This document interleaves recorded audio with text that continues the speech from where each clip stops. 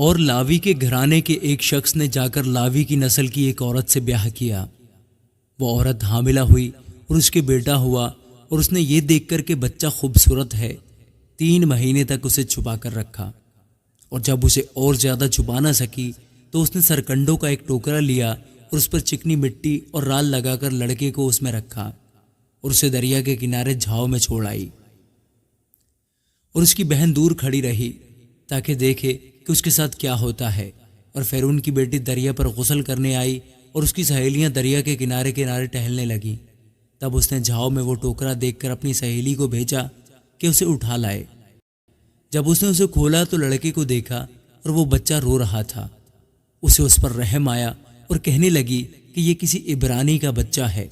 تب اس کی بہن نے فرعون کی بیٹی سے کہا، کیا میں جا کر عبرانی عورتوں میں سے ایک دائی تیرے پاس بلا لاؤں جو تیرے لیے اس بچے کو دودھ پلایا کرے؟ فرعون کی بیٹی نے اس سے کہا، جا۔ وہ لڑکی جا کر اس بچے کی ماں کو بلا لائی۔ فرعون کی بیٹی نے اسے کہا، تو اس بچے کو لے جا کر میرے لیے دودھ پلا، میں تجھے تیری اجرت دیا کروں گی۔ وہ عورت اس بچے کو لے جا کر دودھ پلانے لگی۔ جب بچہ کچھ بڑا ہوا تو وہ اسے فرعون کی بیٹی کے پاس لے گئی، اور وہ اس کا بیٹا ٹھہرا، اور اس نے اس کا نام موسیٰ یہ کہہ کر رکھا کہ میں نے اسے پانی سے نکالا۔ اتنے میں جب موسیٰ بڑا ہوا تو باہر اپنے بھائیوں کے پاس گیا، اور ان کی مشقتوں پر اس کی نظر پڑی، اور اس نے دیکھا کہ ایک مصری اس کے ایک عبرانی بھائی کو مار رہا ہے۔ پھر اس نے ادھر ادھر نگاہ کی، اور جب دیکھا کہ وہاں کوئی دوسرا آدمی نہیں ہے تو اس مصری کو جان سے مار کر اسے ریت میں چھپا دیا۔ پھر دوسرے دن وہ باہر گیا اور دیکھا کہ 2 عبرانی آپس میں مار پیٹ کر رہے ہیں۔ تب اس نے اسے جس کا قصور تھا کہا کہ تو اپنے ساتھی کو کیوں مارتا ہے؟ اس نے کہا، تجھے کس نے ہم پر حاکم یا منصف مقرر کیا؟ کیا جس طرح تو نے اس مصری کو مار ڈالا مجھے بھی مار ڈالنا چاہتا ہے؟ تب موسیٰ یہ سوچ کر ڈرا کہ بلا شک یہ بھید فاش ہو گیا۔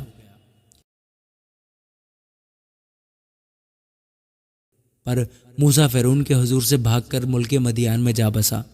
وہاں وہ ایک کنویں کے نزدیک بیٹھا تھا، اور مدیان کے کاہن کی 7 بیٹیاں تھیں۔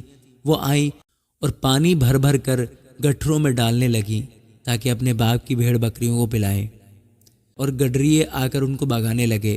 لیکن موسیٰ کھڑا ہو گیا اور اس نے ان کی مدد کی اور ان کی بھیڑ بکریوں کو پانی پلایا۔ اور جب وہ اپنے باپ رویل کے پاس لوٹیں تو اس نے پوچھا کہ آج تم اس قدر جلدی کیسے آ گئیں؟ انہوں نے کہا کہ ایک مصری نے ہم کو گڈریوں کے ہاتھ سے بچایا اور ہمارے بدلے پانی بھر بھر کر بھیڑ بکریوں کو پلایا۔ اس نے اپنی بیٹیوں سے کہا کہ وہ آدمی کہاں ہے؟ تم اسے کیوں چھوڑ آئیں؟ اسے بلا لاؤ کہ روٹی کھائے۔ اور موسیٰ اس شخص کے ساتھ رہنے کو راضی ہو گیا۔ تب اس نے اپنی بیٹی صفورہ موسیٰ کو بیاہ دی، اور اس کے ایک بیٹا ہوا، اور موسیٰ نے اس کا نام جرسوم یہ کہہ کر رکھا کہ میں اجنبی ملک میں مسافر ہوں۔